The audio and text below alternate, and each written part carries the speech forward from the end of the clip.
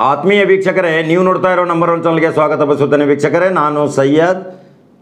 ಕರ್ನಾಟಕ ರಾಜ್ಯದಲ್ಲಿ ಒಬ್ಬ ದಿಟ್ಟ ಮಹಿಳೆ ಶಾಸಕಿಯಾಗಿದ್ದಾಳೆ. ಆ ಶಾಸಕಿ ಸದನದಲ್ಲಿ ಸ್ವಾರಸ್ಯಕರ ಮಾತುಗಳು, ಕಂದಾಯ ಸಚಿವರನ್ನು ಕೆಲವು ಪ್ರಶ್ನೆಗಳು ಕೇಳಿದ್ದಾರೆ. ಆ ಒಂದು ಪ್ರಶ್ನೆ ಇವತ್ತು ಕರ್ನಾಟಕದ ಕೋಟ್ಯಾಂತರ PUC ಕಲಿತ ಯುವಕರಿಗೆ ಒಂದು ಮಾರ್ಗದರ್ಶನ ಆಗುತ್ತೆ. ಅಂಥ ಒಂದು ದಿಟ್ಟ ಮಹಿಳೆ ಬೆಳಗಾವಿ ಗ್ರಾಮೀಣ ಕ್ಷೇತ್ರದ ಶಾಸಕಿ ಲಕ್ಷ್ಮೀ ಹೆಬ್ಬಾಳ್ಕರ್ ಕಂದಾಯ ಸಚಿವ ಆರ್ ಅಶೋಕ್ ಅವರಿಗೆ ಸದನದಲ್ಲಿ ಕೇಳಿದ ಪ್ರಶ್ನೆಗೆ ಇಡೀ ಕರ್ನಾಟಕದ ಯುವಕರು ಯುವತಿಯರು PUC ಆದವರು ಎಷ್ಟೊಂದು ಖುಷಿಯಿಂದ ಇವತ್ತು ಆ ಲಕ್ಷ್ಮೀ ಹೆಬ್ಬಾಳ್ಕರ್ನ ನೆನೆಸ್ತಾ ಇದ್ದಾರೆ. ಅದೇನು ಸುದ್ದಿ ಅಂದರೆ ನೋಡಿ, ಇವತ್ತು KPSC ಇದೆ, ಕರ್ನಾಟಕ ಪಬ್ಲಿಕ್ ಸರ್ವಿಸ್ ಕಮಿಷನ್, ಲೋಕಸೇವಾ ಆಯೋಗ ಅಂತೀವಿ ನಾವು. ಅದರಿಂದ SDA ಮತ್ತು FDA ನೇಮಕಾತಿ ಮಾಡ್ಕೋತಾರೆ. ಅದಕ್ಕೆ ಅನೇಕ ರೀತಿಯ ಎಕ್ಸಾಮ್ಗಳನ್ನ ಮಾಡ್ತಾರೆ, ಪರೀಕ್ಷೆಗಳನ್ನ ಮಾಡ್ತಾರೆ. ಆದರೆ ಪರೀಕ್ಷೆ ಕಾದು ಕಾದು ಕಾದು ಅಲ್ಲಿ ಸೋರಿಕೆ ಆಯಿತು, ಇಲ್ಲಿ ಸೋರಿಕೆ ಆಯಿತು ಅಂತ ಮತ್ತೆ ಅದನ್ನು ಮುಂದೂಡ್ತಾರೆ. ಇವೆಲ್ಲ ಹಗರಣಗಳಿಂದ KPSCಯಿಂದ ಮುಕ್ತವಾಗಿ ನೇರ ನೇಮಕಾತಿ ಮಾಡಬೇಕು. ಆ ನೇರ ನೇಮಕಾತಿ ಹೇಗೆ ಮಾಡ್ತಾರೆ ಅಂದರೆ ಅದಕ್ಕೊಂದು ಉದಾಹರಣೆ ಹೇಳಿದ್ದಾರೆ ಅವರು. PUC ಆದವರು ಜಿಲ್ಲಾಧಿಕಾರಿಗಳ ನೇತೃತ್ವದಲ್ಲಿ ನೇರವಾಗಿ ವಿಲೇಜ್ ಅಕೌಂಟೆಂಟ್, ಗ್ರಾಮ ಲೆಕ್ಕಾಧಿಕಾರಿಗಳನ್ನ ನೇಮಕ ಮಾಡ್ತಾರೆ. ಆ ಗ್ರಾಮ ಲೆಕ್ಕಾಧಿಕಾರಿ ನೇಮಕ ಮಾಡುವಾಗ PUCಯಲ್ಲಿ ಯಾರು ಹೆಚ್ಚಿಗೆ ಅಂಕ ಪಡೆದಿದ್ದಾರೆ ಅವರು ಸೆಲೆಕ್ಟು. ಇಲ್ಲಿ ಯಾವುದೇ ಪರೀಕ್ಷೆ ಇಲ್ಲ, ಯಾವುದೇ ಗೋಜಿಗೆ ಹೋಗೋ ಅವಶ್ಯಕತೆ ಇಲ್ಲ, ಎಕ್ಸಾಮ್ಗಳನ್ನ ಕಂಡಕ್ಟ್ ಮಾಡೋ ಅವಶ್ಯಕತೆ ಇಲ್ಲ, ಎಲ್ಲೋ ಬಂದೋಬಸ್ತ್ ಮಾಡೋ ಅವಶ್ಯಕತೆ ಇಲ್ಲ, ಸೋರಿಕೆ ಆಗೋ ಅವಶ್ಯಕತೆ ಇಲ್ಲ, ಕಾನೂನು ಸುವ್ಯವಸ್ಥೆ ಹಾಳು ಮಾಡುವುದು ಅವಶ್ಯಕತೆ ಇಲ್ಲ. ಇದು ಲಕ್ಷ್ಮೀ ಹೆಬ್ಬಾಳ್ಕರ್ ಅವರ ಒಂದು ತಲೆಯಲ್ಲಿ ಬಂದಂಥ ಒಂದು ಪ್ರಶ್ನೆ ಇವತ್ತು ಕರ್ನಾಟಕ ರಾಜ್ಯದ ಯುವಕ ಯುವತಿಯರಿಗೆ ನಿಜಕ್ಕೂ ಒಂದು ರೋಮಾಂಚನ ಮತ್ತು ಒಂದು ಪ್ರೋತ್ಸಾಹ ಸಿಕ್ಕಂಗಾಗುತ್ತೆ. ಆ ಶಾಸಕಿ ಸದನದಲ್ಲಿ ಆರ್ ಅಶೋಕ್ ಅವ್ರ ಮುಂದೆ ಏನು ಮಾತಾಡಿದ್ದಾರೆ, ಘನತೆ ವೆತ್ತ ಸಭಾಧ್ಯಕ್ಷ ವಿಶ್ವೇಶ್ವರ ಹೆಗಡೆ ಮುಂದೆ ತಮ್ಮ ಚುಕ್ಕೆ ಗುರುತಿನ ಪ್ರಶ್ನೆಗೆ ನೇರವಾಗಿ ಉತ್ತರ.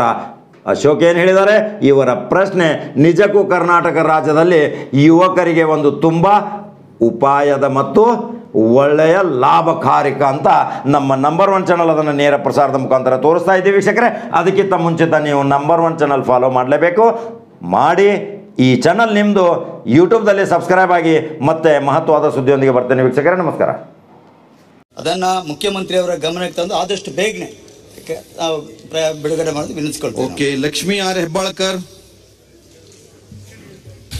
ಮಾನ್ಯ ಅಧ್ಯಕ್ಷರೇ, ಚುಕ್ಕೆ ಗುರುತಿನ ಪ್ರಶ್ನೆ 3384 ಮಾನ್ಯ ಕಂದಾಯ ಸಚಿವರಲ್ಲಿ ಕೇಳಲಿಕ್ಕೆ ಬಯಸ್ತೇನೆ. ಕಂದಾಯ ಸಚಿವರು ಉತ್ತರವನ್ನು ಒದಗಿಸಲಾಗಿದೆ.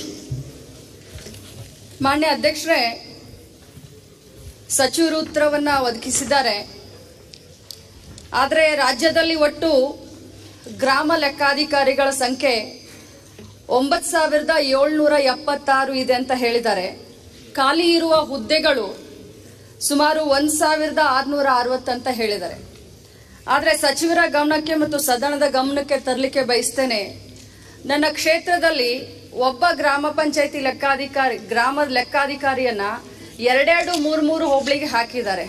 ಜನಸಾಮಾನ್ಯರ ಕಷ್ಟವನ್ನ ಕೇಳಲಿಕ್ಕೆ ಯಾರೂ ಸಿಗ್ತಾ ಇಲ್ಲ ಕೈಗೆ. ಏನಾಗಿದೆ ಅಂದ್ರೆ, ನನ್ನ ಕ್ಷೇತ್ರ ಬೆಳಗಾವಿ ಸಿಟಿ ಸುತ್ತಮುತ್ತ ಇರೋದ್ರಿಂದ ಈ ಗ್ರಾಮ ಲೆಕ್ಕಾಧಿಕಾರಿಗಳೆಲ್ಲ ಸಿಟಿಯಲ್ಲಿ ಸೆಟ್ಲ್ ಆಗಿಬಿಡ್ತಾರೆ. ಹಳ್ಳಿಗಳಿಗೆ ಹೋಗೋದು ಬಹಳಷ್ಟು ವಿರಳ. ನಾನು ಒಂದೇ ತಮ್ಮಲ್ಲಿ ಮನವಿಯನ್ನ ಮಾಡ್ಕೊಳ್ತೀನಿ, ಇವರು ಆ ಗ್ರಾಮ ಪಂಚಾಯಿತಿಯ ಒಂದು ಕಚೇರಿಯಲ್ಲಿ ಅಥವಾ ಅದೇ ಗ್ರಾಮದಲ್ಲಿ ಮನೆಯನ್ನು ಮಾಡ್ಕೊಂಡಿದ್ರೆ ಬಹಳಷ್ಟು ಅನುಕೂಲ ಆಗುತ್ತೆ ಅಂತ ಹೇಳಿ ತಾವು ಏನಾದ್ರೂ ಒಂದು ಗೈಡ್ಲೈನ್ಸ್ ನ ಹೊರಡಿಸಬೇಕು. ಗ್ರಾಮ ಲೆಕ್ಕಾಧಿಕಾರಿಗಳ ಕೈಗೆ ಸಿಗ್ತಾ ಇಲ್ಲ ಅಂತ ಹೇಳಿ ಮಾನ್ಯ ಸಚಿವರ ಗಮನಕ್ಕೆ ತರಲಿಕ್ಕೆ ಬಯಸ್ತೇನೆ. ಸಚಿವರು ಉಪ ಪ್ರಶ್ನೆ ಇದೆ ಅಲ್ಲ, ಅದೊಂದು ಒಂದ್ಸಲ ಹೇಳ್ಬಿಡಿ, ಅವ್ರ ಮುಖ್ಯದ್ದು ವಿಷಯ ಮತ್ತೇನಿದೆಯಾ ಅಮ್ಮ, ಏನು ಹೇಳಿ. ಇದ್ರ ಜೊತೆಯಲ್ಲಿ ಈ ಒಂದು ಗ್ರಾಮ ಲೆಕ್ಕಾಧಿಕಾರಿಗಳನ್ನ ಮಾನ್ಯ ಜಿಲ್ಲಾಧಿಕಾರಿಗಳ ಮುಖಾಂತರ PUC ಸೆಕೆಂಡ್ ಇಯರ್ ಅವರ ಒಂದು ಗರಿಷ್ಠ ಅಂಕಗಳ ಮೇರೆಗೆ ಅವರನ್ನ ಮಾನ್ಯ ಜಿಲ್ಲಾಧಿಕಾರಿಗಳು ಅವರನ್ನ ಇದನ್ನ ಮಾಡ್ತಾರೆ. ಆದ್ರೆ ಸುಮಾರು ಈ ಒಂದು KPSC ಮುಖಾಂತರ ಏನು ಕ್ಲರ್ಕ್ಗಳನ್ನ ಸೆಲೆಕ್ಟ್ ಮಾಡಬೇಕಾದ್ರೆ ನೀವು ಪರೀಕ್ಷೆಗಳನ್ನ ತಗೊಂಡು ಮಾಡ್ತೀರಾ. ಆದ್ರೆ ಅನೇಕ ಜನ, ಈಗ ಚಂದ್ರಪ್ಪನವ್ರು ಹೇಳಿದ್ರು MA ಕಲ್ತಂತವ್ರು ಉದ್ಯೋಗ ಖಾತ್ರಿಯಲ್ಲಿ ಕೆಲಸ ಮಾಡ್ತಾ ಇದ್ದಾರೆ ಅಂತ ಹೇಳಿ. ಅನೇಕ ಜನ PUC ಸೆಕೆಂಡ್ ಇಯರ್ ನಲ್ಲಿ ಕಡಿಮೆ ಅಂಕಗಳನ್ನ ತಗೊಂಡು ಇದನ್ ಮಾಡಿರ್ತಾರೆ. ಆದ್ರೆ ಅದೇ ಮುಂದೆ ಡಿಗ್ರಿ ಮಾಡುವಂತ ಸಂದರ್ಭದಲ್ಲಿ ಅವರು ಬಹಳಷ್ಟು ಅಂಕಗಳನ್ನ ತಗೊಂಡಿರ್ತಾರೆ. ಇಂಥ ಸಂದರ್ಭದಲ್ಲಿ ಬಹಳಷ್ಟು ಓದಿದಂತವರಿಗೆ, ಡಿಗ್ರಿ ಹೋಲ್ಡರ್ಗಳಿಗೆ ಅನ್ಯಾಯ ಆಗುತ್ತೆ. ಅದಕ್ಕೆ ತಾವು ಹೇಗೆ ಈ ಒಂದು ನೇರ ನೇಮಕಾತಿಯನ್ನ ಹೇಗೆ ಮಾಡ್ತೀರೋ ಹಾಗೆ SDF ಮತ್ತೆ ಅದು ಇದಕ್ಕೂ ಕೂಡ ನೀವು ಯಾಕೆ ಅನ್ವಯ ಮಾಡೋದಿಲ್ಲ ಅಂತ ಹೇಳಿ ಮಾನ್ಯ ಕಂದಾಯ ಸಚಿವರಲ್ಲಿ ಕೇಳಲಿಕ್ಕೆ ಬಯಸ್ತೀನಿ. ಲಿಖಿತ ಪರೀಕ್ಷೆ. ಮಾನ್ಯ ಸದಸ್ಯರಾದಂಥ ಶ್ರೀಮತಿ ಲಕ್ಷ್ಮೀ ಹೆಬ್ಬಾಳ್ಕರ್ ಅವರು ಈ ಗ್ರಾಮ ಲೆಕ್ಕಾಧಿಕಾರಿಗಳ ವಿಚಾರ ಬಗ್ಗೆ ಕೇಳಿದ್ದಾರೆ. ಈಗಾಗಲೇ ಒಟ್ಟು ಸಂಖ್ಯೆ 9,776 ಇದೆ. 1,660 ಖಾಲಿ ಇರ್ತಕ್ಕಂಥದ್ದು. ಸಭಾಧ್ಯಕ್ಷರೇ, ತಮಗೆಲ್ಲ ಗೊತ್ತಿರೋ ಪ್ರಕಾರ ಇದಕ್ಕೊಂದು ಬದಲಾವಣೆಯನ್ನು 2008-9ರಲ್ಲಿ ಬದಲಾವಣೆಯನ್ನು ತಂದು KPC ಬದಲಾಗಿ ನೇರ ನೇಮಕಾತಿ ಮುಖಾಂತರ ಜಿಲ್ಲಾಧಿಕಾರಿಗಳು ಆಯಾ ಜಿಲ್ಲೆಯಲ್ಲಿ ಎಷ್ಟು ವೇಕೆನ್ಸೀಸ್ ಬರ್ತದೆ ಅದನ್ನು ಜಿಲ್ಲಾಧಿಕಾರಿಗಳ ಮುಖಾಂತರ ನೇಮಕ ಮಾಡುವಂಥ ಹೊಸ ಪ್ರಕ್ರಿಯೆಯನ್ನು ಮಾಡಿದ್ದೀವಿ. ಜಿಲ್ಲಾಧಿಕಾರಿಗಳು ಇದರಲ್ಲಿ ಯಾವುದೇ ರೀತಿ ಬೇರೆ ತರ ರಿಟರ್ನ್ ಎಕ್ಸಾಮ್ಸು ಏನೂ ಇರಲ್ಲ. ಬಹಳ ಟ್ರಾನ್ಸ್ಪರೆಂಟ್ ಆಗಿ ಜಿಲ್ಲಾಧಿಕಾರಿಗಳು ಮಾರ್ಕ್ಸ್ ಮೇಲೆ ಅವರು PUC ಮಾರ್ಕ್ಸ್ ಏನು ಬಂದಿರುತ್ತೆ ಅದ್ರ ಮೇಲೆ 1 ಅಂಕನೂ ಹೆಚ್ಚು ಕಮ್ಮಿ ಆಗದೆ ರಿಸರ್ವೇಷನ್ಸ್ ಏನಿದೆ ಆ ರಿಸರ್ವೇಷನ್ನ ಫಾಲೋ ಮಾಡಿ ಇದನ್ನ ಕೊಡ್ತಾ ಇದ್ದಾರೆ. ಕರ್ನಾಟಕ ರಾಜ್ಯದಲ್ಲಿ ಇದುವರೆಗೂ ಆ ಥರದ್ದು ಯಾವುದೇ ತಪ್ಪುಗಳಾಗಿರುವಂಥ ಅವ್ಯವಹಾರ ಆಗಿರುವಂಥ ಯಾವುದೇ ಕೂಡ ಮಾಹಿತಿನೂ ಬಂದಿರಲ್ಲ. ಒಳ್ಳೆ ನಡೀತಾ ಇದೆ. ಅಭ್ಯರ್ಥಿಗಳು ಯಾರು ಮೆರಿಟ್ ಇದ್ದಾರೆ ಅವ್ರಿಗೆ ಮಾತ್ರ ಸಿಗ್ತಾ ಇದೆ.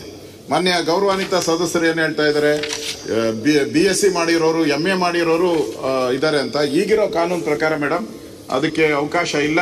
ಯಾರು PUCಯಲ್ಲಿ ಏನು ಮಾರ್ಕ್ಸ್ ತಗೊಂಡಿರ್ತಾರೆ ಅವ್ರಿಗೆ ಮಾತ್ರ ನಾವು ಅವಕಾಶವನ್ನು ನಾವು ಮಾಡಿಕೊಡ್ತಾ ಇದ್ದೀರಿ. ದಿನಾಂಕ 6/7/2020 ತಾರೀಕು ನಮ್ಮ ಸರ್ಕಾರದ ಹೊಸ ನೇಮಕಾತಿಯನ್ನು ತಡೆ ಹಿಡಿದಿದ್ದೀರಿ. ಸದ್ಯಕ್ಕೆ ಕೋವಿಡ್ ಇರೋದ್ರಿಂದ ಎಲ್ಲ ಇಲಾಖೆಯಲ್ಲೂ ಹೊಸ ನೇಮಕಾತಿಯನ್ನು ತಡೆ ಹಿಡಿಯುವಂಥದ್ದಕ್ಕೆ ಫೈನಾನ್ಸ್ ಡಿಪಾರ್ಟ್ಮೆಂಟ್ ಆದೇಶ ಮಾಡಿದೆ. ಅದು ಆದ ತಕ್ಷಣವೇ ಏನು ಉಳಿದಿದೆ 1,660 ಅದನ್ನು ಭರ್ತಿ ಮಾಡ್ತೀರಿ. ಈಗ ಒಬ್ಬರಿಗೆ 9,000 ಇರೋದ್ರಿಂದ ಒಬ್ಬರಿಗೆ ಒಂದೊಂದು ಇದು ಕೊಟ್ಟಿದ್ದೀರಿ. ಯಾರಿಗೆ 2 ಕೊಟ್ಟಿದ್ದೀರೋ ಅದನ್ನು ತೆಗೆದು ಒಂದೊಂದು ಕೊಡೋ ರೀತಿ ವ್ಯವಸ್ಥೆಯನ್ನ ಮಾಡ್ತೀವಿ. ಲಕ್ಷ್ಮೀ ಹೆಬ್ಬಾಳ್ಕರ್ ಮೂಲ ಪ್ರಶ್ನೆಗೆ ಉತ್ತರ ಕೊಟ್ಟಿಲ್ಲ. ಲಕ್ಷ್ಮೀ ಹೆಬ್ಬಾಳ್ಕರ್ ಅವ್ರ ಮುಖ್ಯ ಪ್ರಶ್ನೆ ಕೇಳಿದವ್ರಿ ಅವರು, ಆಮೇಲೆ ಕೇಳಬಹುದು. ಈ 1 ನಿಮಿಷ ನಾನು ಎಲ್ಲಾ ಸದಸ್ಯರು ವಿನಂತಿ ಮಾಡ್ಕೊಳ್ತೀನಿ. ಮುಖ್ಯ ಪ್ರಶ್ನೆ ಕೇಳಿದವರಿಗೆ 2 ಉಪ ಪ್ರಶ್ನೆ 3 ಉಪ ಪ್ರಶ್ನೆಗಳಿಗೂ ನಾನು ಅವಕಾಶ ಕೊಡ್ತೀನಿ. ಅಂತದ್ದು ಯಾವ್ದಾದ್ರು ಪ್ರಮುಖವಾದಂತದ್ದು ಅಂತ ಆದ್ರೆ ಆಮೇಲೆ ಉಳಿದವರಿಗೆ ಅವಕಾಶ ಕೊಡ್ತೀನಿ. ಹಾಗಾಗಿ ಸಮಾಧಾನದಲ್ಲಿ ಎಲ್ಲರೂ ಕುಳಿತುಕೊಂಡ್ರೆ ಅವ್ರು ಕೇಳಿರೋ ಮುಖ್ಯ ಪ್ರಶ್ನೆಗೆ ಅವರು ಉತ್ತರ ಮುಗಿದ್ಮೇಲೆ ಉಳಿದವರಿಗೆ ಯಾರಿಗಾರು ಒಬ್ಬೊಬ್ಬರಿಗೆ ಅವಕಾಶ ಆಗತ್ತೆ. ಹೇಳಿ ಲಕ್ಷ್ಮಿ. ಅಧ್ಯಕ್ಷೆ, ಹಾಗಾದ್ರೆ ಈಗ ಗ್ರಾಮ ಲೆಕ್ಕಾಧಿಕಾರಿ ಹುದ್ದೆಯ ನೇರ ನೇಮಕಾತಿ ಪದ್ಧತಿ ಬದಲಾಯಿಸ್ಲಿಕ್ಕೆ ಆಗೋದಿಲ್ಲ ಅಂತ ಮಾನ್ಯ ಕಂದಾಯ ಸಚಿವರು ಸದನಕ್ಕೆ ತಿಳಿಸಿದ್ದಾರೆ. ಹಾಗಾದ್ರೆ KPSC ಇದು SDA ಮತ್ತು FDA ಇದು ನೇರ ನೇಮಕ ಇದು ಯಾಕೆ ಮಾಡ್ಲಿಕ್ಕೆ ಆಗೋದಿಲ್ಲ? ಇದಕ್ಕೆ ಯಾಕೆ ನೀವು ಲಿಖಿತ ಪರೀಕ್ಷೆಯನ್ನ ಯಾಕೆ ಇಡ್ತಾ ಇದ್ದೀರಾ? ಇದನ್ನು ಕೂಡ ನೀವು ಮೆರಿಟ್ ಮೇಲೆ ನೇರ ನೇಮಕಾತಿ ಮಾಡೋದ್ರಾದ್ರೆ ಬಹಳಷ್ಟು ಜನರಿಗೆ ಅನುಕೂಲ ಆಗುತ್ತೆ. ಇದನ್ನ ಯಾಕೆ ನೀವು ಕನ್ಸಿಡರ್ ಮಾಡ್ತಾ ಇಲ್ಲ? ಸಚಿವರು. ಸನ್ಮಾನ್ಯ ಸಭಾಧ್ಯಕ್ಷರು, ಈಗ ಕಾನೂನು ಆಗಿರ್ತಕ್ಕಂಥದ್ದು 2008-9ರಲ್ಲಿ 8-9ನೇ ಇಸ್ವಿಯಲ್ಲಿ ಕಾನೂನು ಬದಲಾವಣೆ ಮಾಡಿದ್ರಿ. ಇದನ್ನ ನೇರ ನೇಮಕಾತಿ ಮಾಡಿಯಕ್ಕೆ ಜಿಲ್ಲಾಧಿಕಾರಿಗಳು ಅನುಮತಿ ಕೊಟ್ಟಿದ್ರಿ. ಫಸ್ಟ್ ಡಿವಿಷನ್ ಕ್ಲರ್ಕು ಈ ಥರದಕ್ಕೆಲ್ಲ ಏನು ಇನ್ನೂ ಬದಲಾವಣೆ ಅಂದ್ರೆ ಕಾನೂನು ತಿದ್ದುಪಡಿ ಆಗಿಲ್ಲ. ಈ ತಿದ್ದುಪಡಿ ಆಗಿರೋದು ಇದನ್ನ ಜಾರಿಗೆ ತಂದಿದ್ದೀರಿ. ಅದನ್ನ ಬೇರೆ ಇನ್ನೊಂದ್ಸರಿ ಅದನ್ನ ಚರ್ಚೆಗೆ ಬಂದಾಗ, ನಮ್ಮ ಇಲಾಖೆಯ ಚರ್ಚೆ ಬಂದಾಗ ಮತ್ತೆ ಅದನ್ನ ಪರಿಶೀಲನೆ ಮಾಡುವಂತ ಪ್ರಯತ್ನವನ್ನು. ಲಿಂಗೇಶ್ ಏನು ಅಧ್ಯಕ್ಷೆ, ವ್ಯವಸ್ಥೆ ಸರಿ ಇದೆ, ಅದ್ರ ಬಗ್ಗೆ ನಾನು